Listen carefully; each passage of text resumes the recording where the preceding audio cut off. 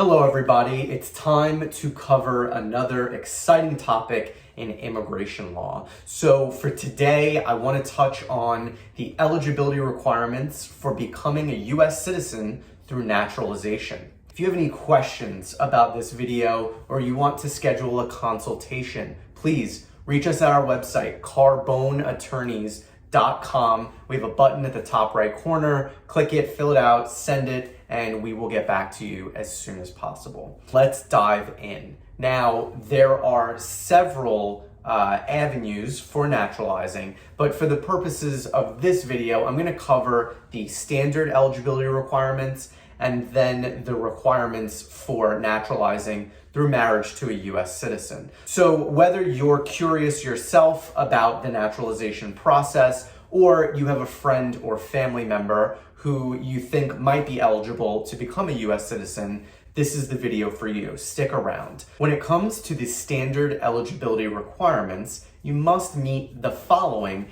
in order to be eligible to naturalize as a US citizen. So number one, you must remain in LPR, legal permanent resident status, for 5 years. So you have to hold that status, you have to be a green card holder for 5 years. The next requirement is that you must show that you have continuous residence for that 5-year period. So what this looks to is how often you've traveled outside of the United States and for how long you stayed outside before you returned. The risk here is if you have stayed for longer than 6 months, there's a presumption that you've abandoned your status as an LPR. And if you've left the United States for a year or more, you have in fact completely abandoned your LPR status. So for this requirement, the government is going to look at your travel records to see how long you've come and gone and been in and out of the United States. The next eligibility requirement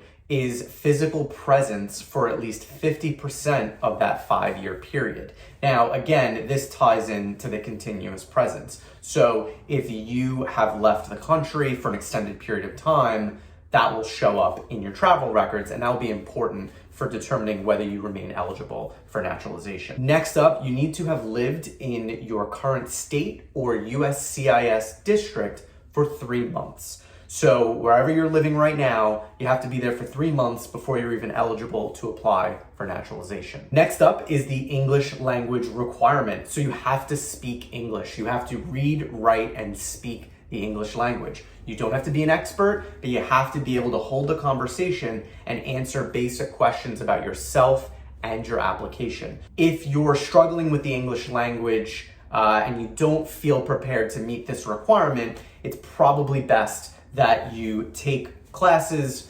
and study a little more before you go ahead and apply. Next up for the eligibility requirements is the civics exam. So this is a portion of your interview later on in the process where you will be asked 10 questions about the US government, and you must answer at least 6 of these questions in order to pass. Fortunately, the government has a dedicated website for studying the questions that they can possibly ask. They give you about 100 questions to study, and they can ask you 10 out of those 100.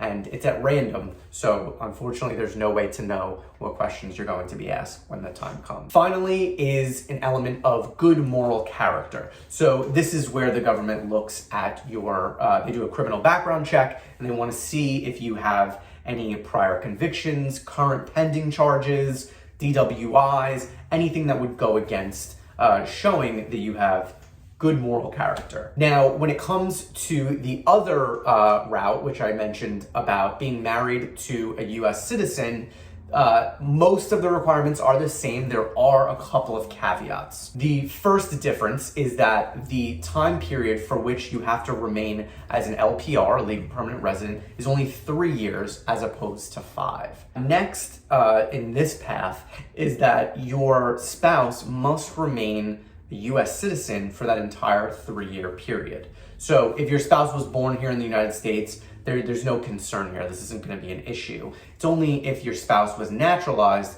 and potentially was denaturalized during that three-year period and lost their US citizenship. Next, you have to stay married and live with your spouse for that 3-year period in order to be eligible to naturalize under this path. Now, with the rest of the requirements, it's pretty much the same as the standard eligibility requirements, and there really isn't that much of a difference other than that 3-year, 5-year difference. So that's it. That is naturalization and the eligibility requirements for becoming a US citizen. If you liked this video and you want to see more, please like, subscribe, double tap, and I'll just keep making them.